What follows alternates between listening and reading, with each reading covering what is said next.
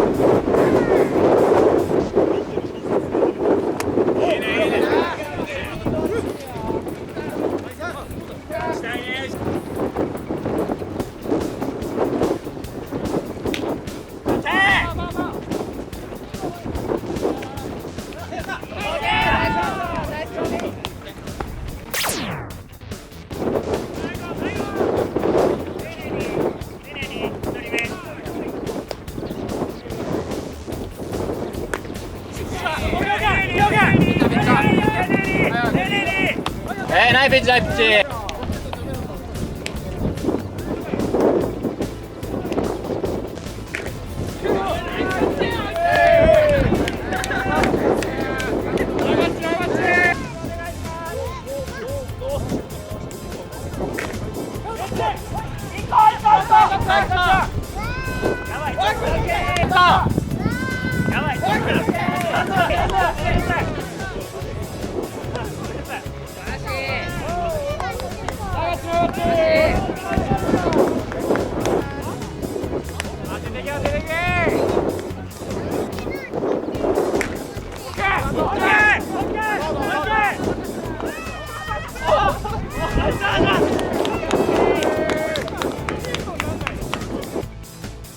竹之内さん、はい、今日どうでした？最高でした。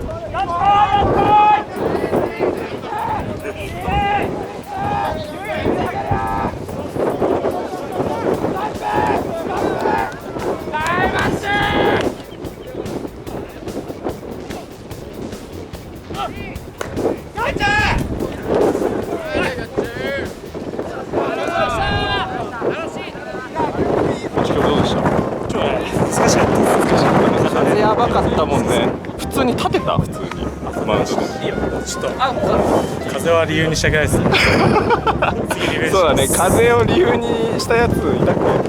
風理由にしてるやついましたね。あ、一人いたよね。すいませんね、僕の後輩が大丈夫大丈夫。風ひどいっす。